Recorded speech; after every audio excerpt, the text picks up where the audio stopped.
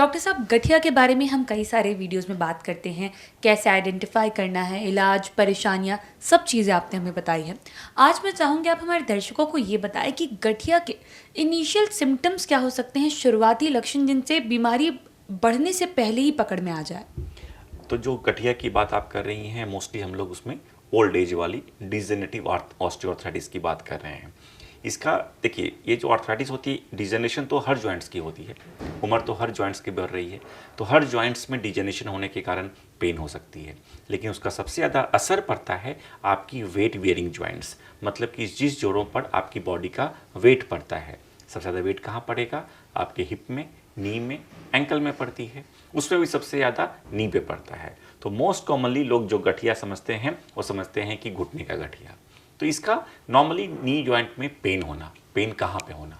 तो normally knee joint की 3 compartment होती है।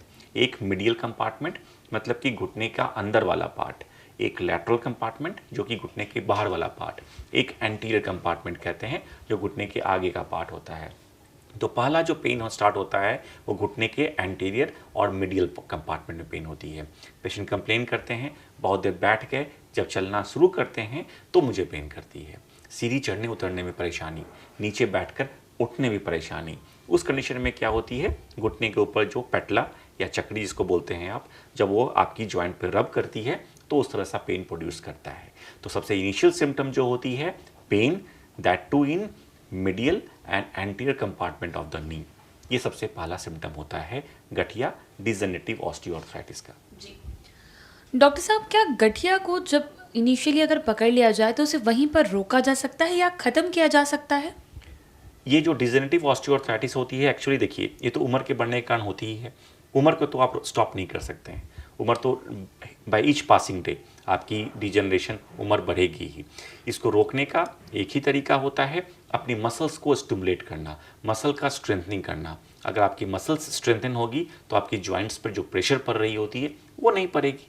तो अगर अर्ली स्टेज में इसको पिक कर लिया तो आपकी एक्सरसाइजेस से और कुछ परहेज कर सम लाइफस्टाइल मॉडिफिकेशंस, ताकि जॉइंट्स को ज़्यादा बेंड ना करें, आप नीचे ज़्यादा आलती पालती मार कर ना बैठें।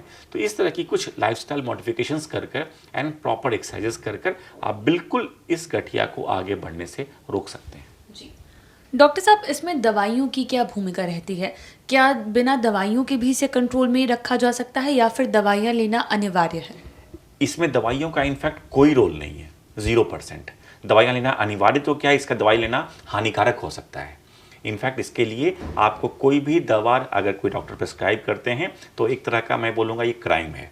इसमें दवा का कोई रोल नहीं होता है, क्योंकि बीमारी हो रही है उम्र के कारण, दवाइयों से तो आपकी उम्र कमेगी नहीं, इसलिए दवा खाना सही नहीं है। पेन किलर खाएंगे, जितना खाएंगे लीवर किडनी और डैमेज होगी ये।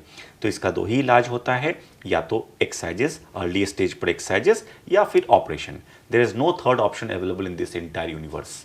जी डॉक्टर साहब, अभी आपने बताया कि दवाइयों की इसमें कोई भूमिका है ही नहीं, तो ऐसे में अगर किसी को अचानक बहुत ज़्यादा दर्द होने लग जाए, दर्द बिल्कुल असहनीय हो, वैसी स्थिति में क्या करें?